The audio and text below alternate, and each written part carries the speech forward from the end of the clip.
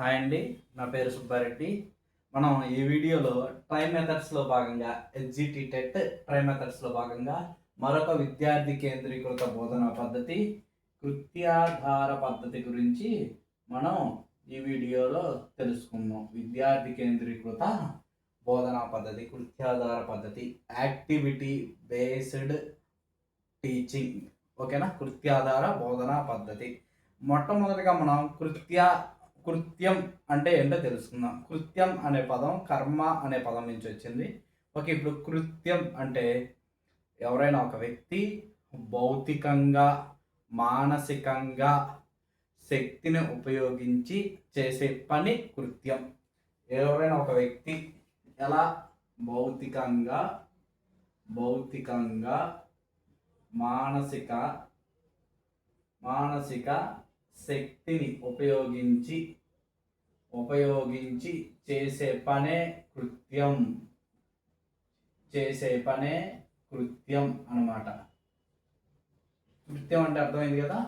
మనం భౌతికంగా మన శరీరాన్ని ఉపయోగించి మన తెలివితేటలు ఉపయోగించి చేసే ఏ పనైనా కృత్యమే. ఇప్పుడు మనం బండి నడుపుతామండి, అది కూడా కృత్యం. అట్లా అదొక కృత్యం అన్నమాట. ఈ కృత్యాలని పాఠ్యాంశాలలో బోధనా అంశాలుగా మార్చి విద్యార్థికి అభ్యసన అనుభవాలను బోధించడానికి కృత్యాలను ఉపయోగించాలి. దాన్నే కృత్యాధార పద్ధతి అంటారు. బోధనా అంశాలనే కృత్యాలుగా మార్చి పిల్లవాడికి దానికి తగ్గిన అభ్యసన అనుభవాలు కల్పించడాన్నే కృత్యాధార పద్ధతి అంటారనమాట. మొట్టమొదటిగా లేకపోతే ఈ కృత్యాలకి ఈ బోధనా పద్ధతిలో చేర్చాలని చెప్పిన కమిషన్ ఈశ్వరీబాయి పటేల్ కమిటీ. వీళ్ళు SUPW, socially useful productive works అనే వాటిని బోధనలో చేర్చాలని వీళ్ళు చెప్పారనమాట. ఈశ్వరీబాయి పటేల్ కమిటీ గారు సాంఘిక ఉపయోగ ఉత్పాదక కృత్యాలు మరియు national policy on education NPE national policy on education కూడా ఇక్కడ కృత్యాలు లేకపోతే పని అనుభవాన్ని బోధనలో చేర్చాలి, పాఠ్య ప్రణాళికలో విద్యా ప్రణాళికలో చేర్చాలని NPE మరియు వీళ్ళు చెప్పారనమాట. ఈ కృత్యాధార పద్ధతిలో మనకి అభ్యసన సూత్రాలు అనేవి అభ్యసన సూత్రాలండి. ఈ కృత్యాధార పద్ధతిలో ఈ అభ్యసన సూత్రాలు అభ్యసన సూత్రాల మీదనే ఎక్కువగా బిట్ అడగటం జరుగుతుంది. ఇవి 6 ఉన్నాయి. మొదటగా వీటితోనే స్టార్ట్ చేద్దాం. ఓకేనా? అభ్యసన సూత్రాలు అవి ఫస్ట్ది వచ్చేసరికి ఏం లేదు, టీచర్ లేదా ఉపాధ్యాయుడు రూపొందించిన అభ్యసన ప్రక్రియలను కల్పించడం, అదే కృత్యాలను కల్పించడం. ఆ కృత్యాలు ఎలా ఉండాలండి? వాడికి ఉపయోగపడేలాగా ఉండాలి. ఎవరికి? విద్యార్థికి. అవి ఎలా ఉండాలి? ఇంకా పూర్వ అనుభవాన్ని విద్యార్థి ఉపయోగించేలాగా ఉండాలి. విద్యార్థికి తెలిసి ఉండాలి. పూర్వ అనుభవం విద్యార్థి యొక్క పూర్వ అనుభవాన్ని ఉపయోగించి ఈ కృత్యాన్ని సాధించేటట్టుగా ఉండాలి. ఇంకా బోధన అంశానికి అవి సరిపోలాలన్నమాట. ఇంకా ఎందుకు బోధిస్తున్నాము కూడా విద్యార్థికి అర్థం కావాలి. ఇంకా వనరులు, ఆ కృత్యం ఏదైనా ఒక కృత్యం ఇస్తుంటే ఆ కృత్యానికి తగిన వనరులు కూడా మన దగ్గర ఉండాలి. ఫస్ట్ది ఏంటండి? ఉపాధ్యాయుడు రూపొందించిన కృత్యం అనేది అభ్యసన ప్రక్రియలో కల్పించాలి. ఉపాధ్యాయుడు రూపొందించిన కృత్యం అభ్యసన ప్రక్రియగా కల్పించాలన్నమాట. అభ్యసన ప్రక్రియగా కల్పించడం. ఫస్ట్ ఎపెప్ అభ్యసన సూత్రం, దేనికి? కృత్యాధార పద్ధతికి సంబంధించింది. నెక్స్ట్ దీన్ని ఏం చేయాలి? క్రియల ద్వారా అన్వేషణ ద్వారా ప్రయోగాల ద్వారా ఆ కృత్యాన్ని ఏం చేయాలి? విద్యార్థి చెయ్యాలి. అప్పుడేమైంది?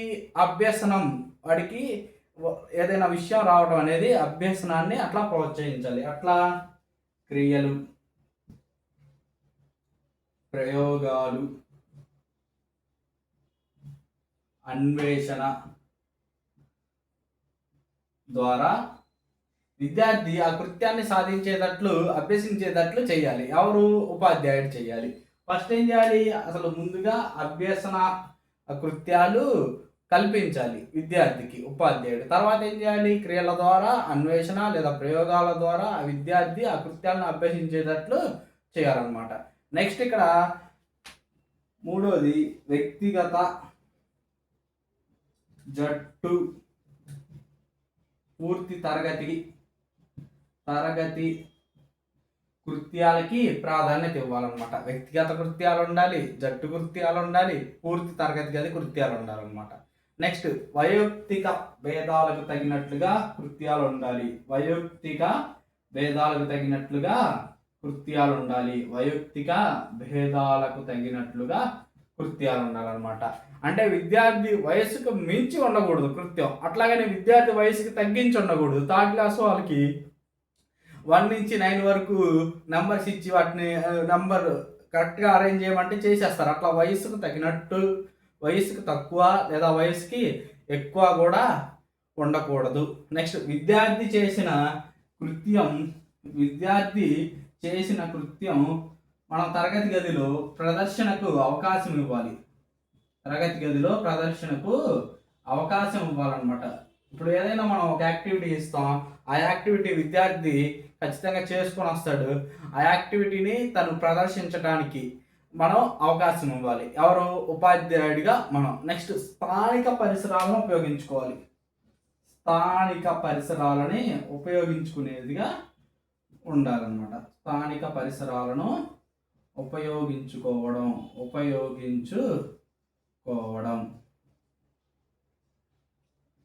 ఇవి కృత్యాధార పద్ధతికి సంబంధించి అభ్యసన సూత్రాలు. వీటి మీదే ఎక్కువగా మనకి కృత్యాధార పద్ధతి గురించి బిట్ అనేది అడగడం జరుగుతుంది. ఓకే, ఈ కృత్యాధార పద్ధతి గురించి పియాజే గారు ఒక మాట చెప్పారు.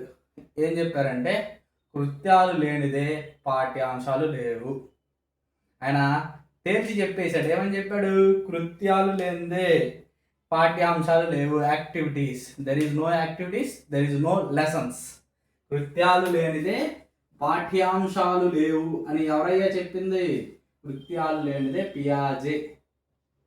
పాఠ్యాంశాలు లేవు అని పియాజే గారు చెప్పారనమాట. చాలా జాగ్రత్తగా గుర్తుంచుకోవాలి. ఓకే, కృత్యం అంటే ఏంటండి? భౌతికంగా, మానసికంగా శక్తిని ఉపయోగించి చేసే పనే కృత్యం. ఓకేనా?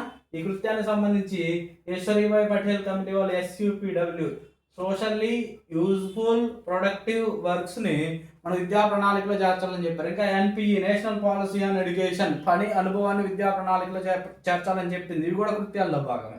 ఇప్పుడు మనం కృత్యాలు రకాలు, అవి మనకి వ్యక్తుల సంఖ్యను బట్టి కొన్ని రకాలు ఉన్నాయి. అవి మనం ఇక్కడ చెప్పుకున్నాం. విద్యార్థి, ఇంకా జట్టు, తరగతి, ఇలాంటివి. ఓకేనా? వ్యక్తిగత కృత్యాలు,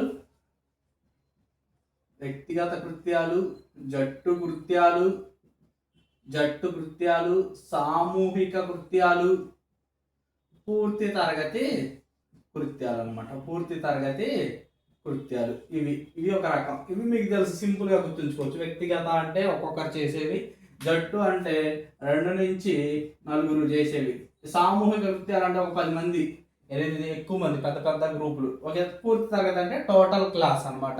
ఇవి కృత్యాల్లో ఒక రకం. నెక్స్ట్ మనం ఇంకొక రకం చూద్దాం. ఓకేనండి, ఇవి చాలా ఇంపార్టెంట్. ఇప్పుడు చెప్పే కృత్యాలు రకాలు ఇంకా మొత్తం 6 రకాలు ఉన్నాయి. ఈ 6 రకాలు కూడా చాలా జాగ్రత్తగా గుర్తుంచుకోవాలన్నమాట. ఓకే, ఫస్ట్గా మనకి బౌద్ధిక కృత్యాలు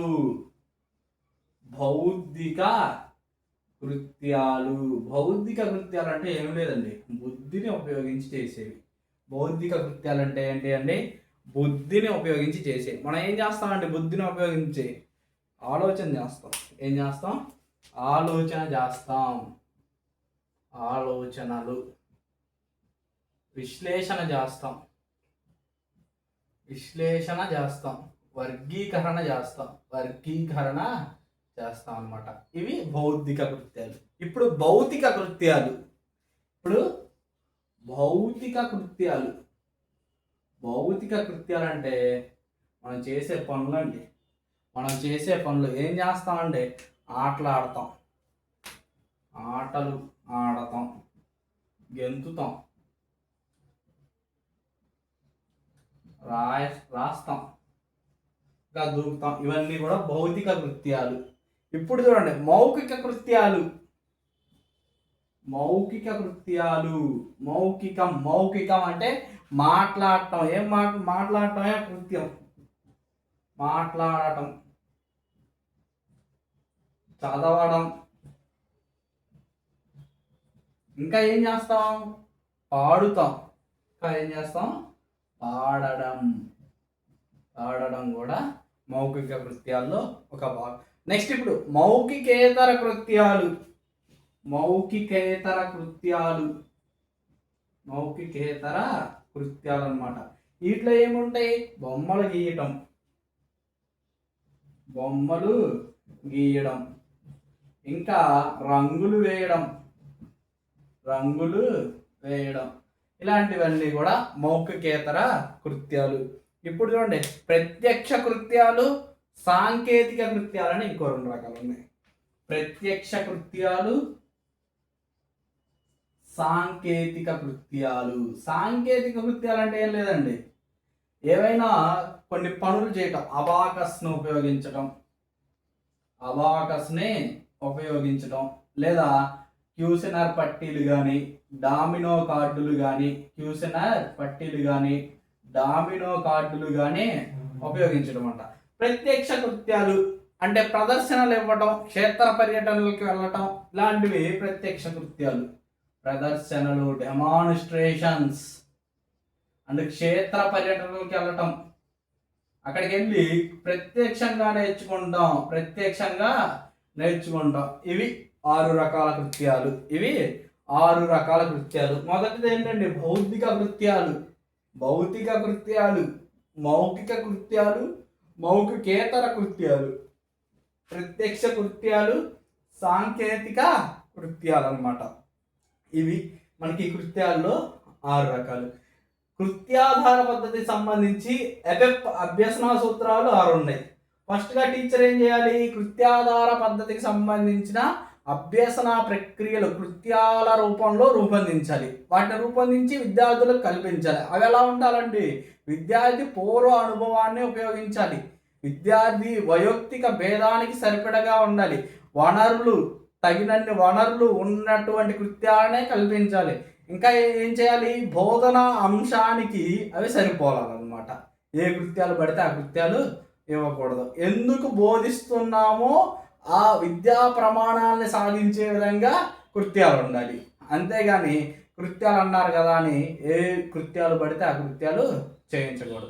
నెక్స్ట్ కృత్యాలు రకాల్లో 6 రకాల కృత్యాలు ఉన్నాయి. ఓకే, నెక్స్ట్ ఇంకో 3 రకాల కృత్యాలు ఉన్నాయి, అవి కూడా చూద్దాం. ఓకే, ఈ అభ్యసన సూత్రాలు కృత్యాధార పద్ధతికి సంబంధించి 6 చాలా జాగ్రత్తగా నేర్చుకోవాలి.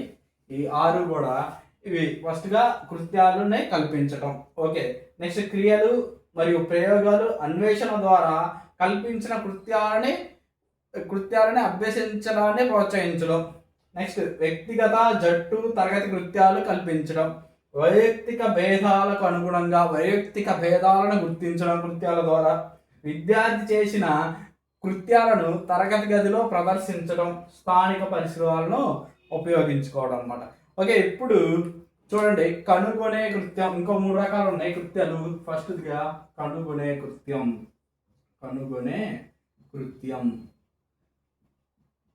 ఓకే, నెక్స్ట్ చూడండి నిర్మాణాత్మక కృత్యం.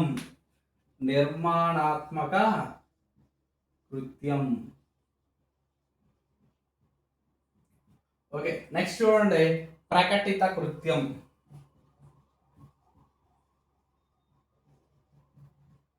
ఓకే, కనుగొనే కృత్యం. ఈ కృత్యాలు విద్యార్థికి జ్ఞానాన్ని సంపాదించి పెడతాయి అన్నమాట.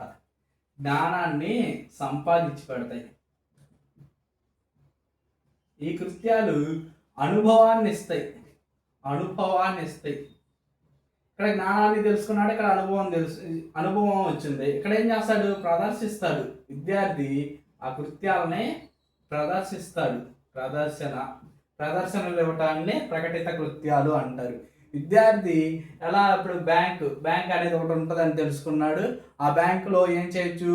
మన ఫిక్స్డ్ డిపాజిట్లు, సేవింగ్స్, అంటే మనీని సేవ్ చేసుకోవచ్చు, లోన్ తీసుకోవచ్చు, ఇట్లా జ్ఞానాన్ని తెలుసుకున్నాడు. తర్వాత బ్యాంక్కి వెళ్ళి అనుభవంగా అక్కడ బ్యాంక్ ఎలా పనిచేస్తుంది, ఓకేనా, మనం డిపాజిట్ చేయాలంటే, మనీ డిపాజిట్ చేయాలంటే ఒక అకౌంట్ ఉండాలి, ఇవన్నీ అనుభవంగా తెలుసుకున్నాడు అనమాట. జ్ఞాన నిర్మాణం చేసుకున్నాడు అక్కడ. నెక్స్ట్ అదేం చేస్తాడు? ప్రదర్శిస్తాడు, మిగతా వాళ్ళకి చెప్పటం అనేది జరుగుతుంది అనమాట. ఇవి నెక్స్ట్ ఇప్పుడు ఒక మంచి కృత్యానికి ఉండవలసినటువంటి లక్షణాలు. ఒక మంచి కృత్యానికి ఉండవలసిన లక్షణాలు. ఎఫ్ఎఫ్ అభ్యసన సూత్రాలు, కృత్యాధార పద్ధతిలో ఎఫ్ఎఫ్ అభ్యసన సూత్రాలు. తర్వాత కృత్య లక్షణాల మీద బిట్ అడగడానికి ఎక్కువగా ఛాన్స్ ఉంటుందండి. ఈ కృత్య లక్షణాలని కొంచెం జాగ్రత్తగా వినటానికి ట్రై చేయండి. ఫస్ట్గా మంచి కృత్యం అలా ఉండాలండి, అనుభవాన్ని ఇవ్వాలి. ఏమి ఇవ్వాలి? అనుభవాన్ని ఇవ్వాలి. ఓకే, నెక్స్ట్ ఎలా ఉండాలి? వయసుకు తగినట్లుగా ఉండాలి. ఎలా ఉండాలి? వయసుకు తగినట్లుగా ఉండాలి. నెక్స్ట్ ఎలా ఉండాలి? విద్యార్థికి అది కృత్యం అనేది ఎప్పుడూ కూడా త్వరగా రాకూడదు. ఎలా ఉండాలి? విద్యార్థికి తాను సవాలుతో కూడిందై ఉండాలి. సవాలును కల్పించాలి. విద్యార్థికి సవాలు చెయ్యాలి, కల్పించాలి. అనుభవాన్ని ఇవ్వాలి, వయసుకు తగినట్లుగా ఉండాలి. నెక్స్ట్ ఇక్కడ సవాలు కల్పించాలి. నెక్స్ట్ ఇక్కడ ఆసక్తికరంగా ఉండాలండి. ఆసక్తికరంగా ఉండాలి కృత్యం ఎప్పుడు కూడా. నెక్స్ట్ ఆలోచన చేసేదిగా ఉండాలి. ఆలోచింపజేసేదిగా ఉండాలి. ఆలోచింపజేసేదిగా ఉండాలి. ఆసక్తికరంగా ఉండాలి, ఆలోచింపజేసే విధంగా ఉండాలి, అనుభవాన్ని ఇచ్చే విధంగా ఉండాలి. నెక్స్ట్ ఇక్కడ తరగతి బోధనకు ఉపయోగపడాలి. ఫస్ట్ ఓకేనా, మనం ఏదైనా కృత్యం చేపిస్తే తరగతి బోధనకు ఉపయోగపడాలి, అంతేగాని మనం ఆ బోధనకి ఆటంకం కలగకూడదు. నెక్స్ట్ లక్ష్యాత్మకంగా ఆచరణాత్మకంగా ఉండాలి. లక్ష్యాత్మకంగా ఆచరణాత్మకంగా ఉండాలి. ఏదైనా కృత్యం ఆచరించేదిగా ఉండాలి. ఆచరణాత్మకంగా ఉండాలన్నమాట. ఇప్పుడు కొన్ని కృత్యాలు ఉంటాయండి, ఇప్పుడు కొన్ని ఆచరించలేము వాటిని. ఇప్పుడు ఒక కృత్యం ఉందనుకోండి, ఇప్పుడు మనం ఇంగ్లీష్లో ఆల్ఫాబెట్స్ని ట్రేస్ చేయటం కానీ, లేకపోతే చింతపిక్కలు కానీ ఏవైనా వస్తువుల ద్వారా ఆల్ఫాబెట్స్ని నిర్మించండి అనే కృత్యం ఇస్తే విద్యార్థి నిర్మిస్తాడు. లేకపోతే మనం చెప్పిన ఆల్ఫాబెట్ని నిర్మించమంటే నిర్మిస్తాడు. లేకపోతే మనం ఇప్పుడు శాండ్ రైటింగ్ ఉంటుంది, అట్లా దాంట్లో రాయటం కూడా ఒక కృత్యమే. అలాంటివి ట్రేసింగ్, ఇవన్నీ కూడా కొన్ని కృత్యాలు. అవన్నీ ఎలా ఉంటాయి? ఆచరణాత్మకంగా ఉంటాయి, లక్ష్యాత్మకంగా ఉంటాయి, తరగతి బోధనకి ఉపయోగపడతాయి అన్నమాట. నెక్స్ట్ కృత్యం మార్పుకు వీలుగా ఉండాలి. విద్యార్థి చేయలేనప్పుడు కృత్యం మార్పుకు వీలుగా ఉండాలి. మార్చలేనిదిగా ఉండకూడదు, మార్పుకు వీలుగా ఉండాలి. నెక్స్ట్ ప్రయోజనాత్మకంగా ఉండాలి.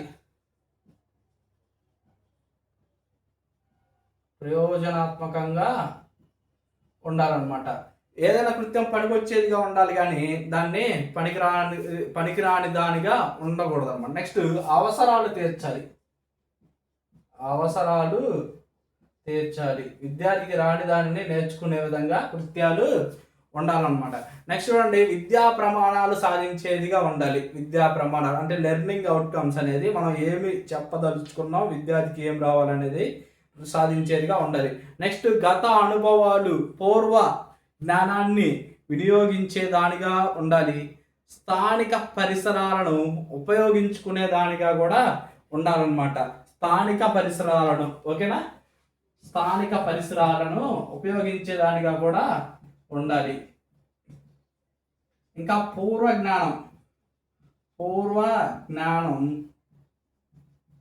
జ్ఞానాన్ని ఉపయోగించే దానిలాగా కూడా ఉండాలి. ఇంకా కృత్యాన్ని మదింపు చేయడానికి వీలుగా కూడా ఉండాలి. నెక్స్ట్ ప్రతి ఒక్కరు చేసేదిగా ఉండాలండి. ఎలా ఉండాలి? ఏదైనా ఒక యాక్టివిటీ ఇస్తే ఆ యాక్టివిటీ క్లాస్ మొత్తం చేసేదానిగా ఉంటే చాలా బాగుంటుంది. అంతేకాని ఎవరో ఒకరు చేసే యాక్టివిటీ ఇస్తే అది కొంచెం కొంతమందికి నిరుత్సాహపరుస్తుంది.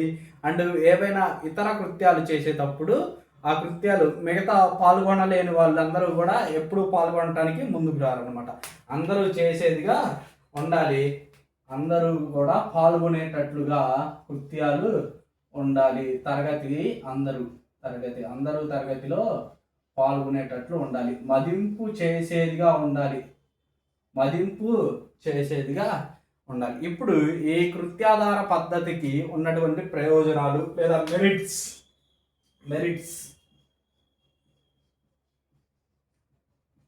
లెర్నింగ్ బై డూయింగ్ అలవడుతుందండి. ఫస్ట్ ఏం జరుగుతుంది? లెర్నింగ్ బై డూయింగ్ అనేది అలవడుతుంది. First point learning. ఎలా నేర్చుకుంటాడు? చేస్తూ నేర్చుకుంటాడు. Learning by doing. Okay, next ప్రతి పాఠ్యాంశానికి ఉపయుక్తంగా ఉంటాయి. ప్రతి పాఠ్యాంశం నుంచి కూడా మనం కృత్యాలు అనేది తయారు చేయొచ్చు. ప్రతి పాఠ్యాంశం నుంచి కూడా కృత్యాలు తయారు చేయొచ్చు. కాబట్టి ఈ పాఠ్యాంశం నుంచి కృత్యాలు చేయొచ్చు. వైయక్తిక భేదాలకు అనుగుణంగా కూడా ఉంటాయి.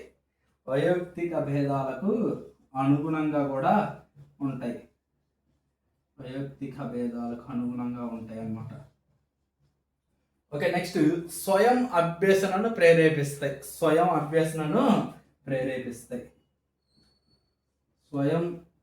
అభ్యసన అంటే తనంతట తానే నేర్చుకుంటాడు. ఏదైనా మనం కృత్యం ఇచ్చాం, అలాంటి కృత్యాలు ఎప్పుడైనా ఇస్తే తనంతట తానే నేర్చుకోవడానికి కృత్యాధార పద్ధతి బాగా ఉపయోగపడుతుంది.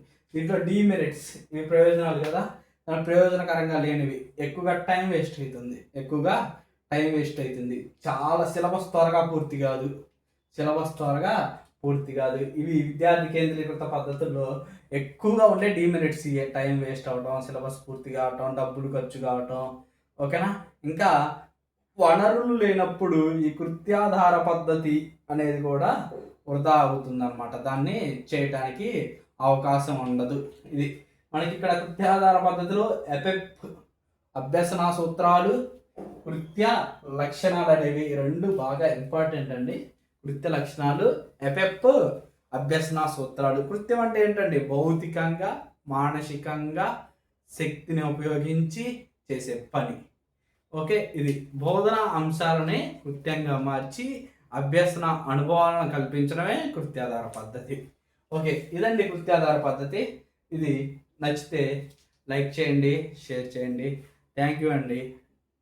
ఈ వీడియోని చివరి వరకు చూసిన వాళ్ళందరికీ ప్రత్యేకంగా ధన్యవాదాలు.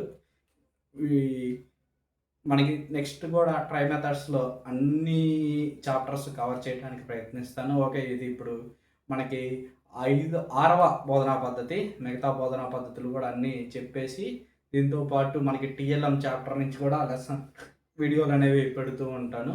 ఓకే అండి, కొన్ని కోడ్లు కూడా చెప్తూ ఉంటాను. దయచేసి సపోర్ట్ చేయండి, అందరూ సబ్స్క్రైబ్ చేయండి, వీడియోలు చూడండి, ఇంకా ఎవరికైనా షేర్ చేయండి. థ్యాంక్ యూ అండి. Thank you for watching.